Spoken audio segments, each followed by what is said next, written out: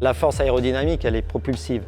Il y a du vent autour d'un bateau à voile parce qu'il y a du vent qui existe évidemment sur le plan d'eau qui permet de faire avancer le bateau et il y a aussi du vent qui est créé par la vitesse du bateau.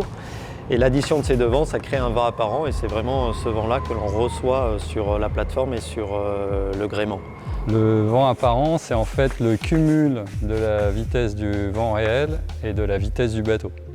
Le frein, plus on va vite, plus c'est élevé, comme sur une voiture, une Formule 1 évidemment. Mais aussi, plus on va vite, plus il y a du vent et donc plus les voiles sont capables de faire une force propulsive.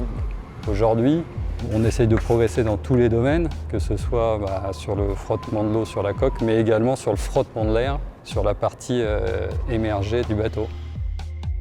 Comme on va plus vite, c'est comme si l'air devenait plus dense en fait. La sensibilité sur les changements aérodynamiques devient plus forte.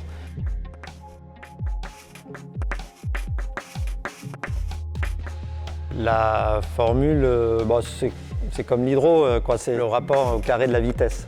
Sauf que dans l'air, le fluide est beaucoup plus léger. En fait, quand on avance vite, on crée forcément une résistance. Si j'avance vite avec les mains contre le corps, comme les coureurs de sprint, j'ai moins de résistance que si j'avance très vite avec les mains et les doigts écartés. Donc, on mesure bien, même nous, dans notre vie de tous les jours, la résistance à l'air. On a tous fait l'expérience dans une voiture, on s'est tous amusés à sortir notre main par la fenêtre. Et c'est un régal de laisser notre main dans le flux du vent et de la faire jouer dans le flux du vent. Ça figure bien de la résistance à l'air que les surfaces planes peuvent avoir. Il y a une friction autour d'un profil, une friction aérodynamique, mais il y a aussi une portance qui se crée autour d'un profil. Quand on fait un modèle aérodynamique de la plateforme Unix, en oubliant le gréement et les voiles, les deux bras, par exemple, ils sont propulsants. La section, elle est suffisamment bien orientée pour créer une portance qui fait une force vers l'avant. Cette portance, elle est plus forte que le frein de la friction uniquement sur la surface. On cherche à la numériser et à la quantifier, donc grâce à des modèles numériques, on appelle des modèles aéros. On considère l'objet fixe et on projette dessus des flux d'air. Donc on peut observer toutes les zones de turbulence et on observe aussi les zones où il y a beaucoup de résistance, beaucoup de frottement. En fait, on a des nuanciers de couleurs qui nous permettent d'analyser si ces zones-là elles sont très résistantes ou si elles laissent passer l'air très facilement. Comme c'est des forces qu'on va observer, l'unité de mesure ça reste les newtons ou les kilos comme on veut. 10 newtons c'est 1 kilo.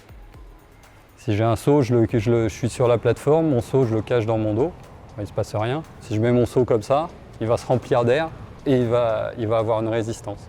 Peut-être qu'il faut que j'utilise 5 kg de ma force pour tenir le seau. Si on peut donner un ordre de grandeur, quand on arrive à gagner 100 newtons, donc 10 kg sur un changement du bateau, que ce soit hydrodynamique ou aérodynamique, on commence à être très content. On a deux choses sur lesquelles il faut travailler.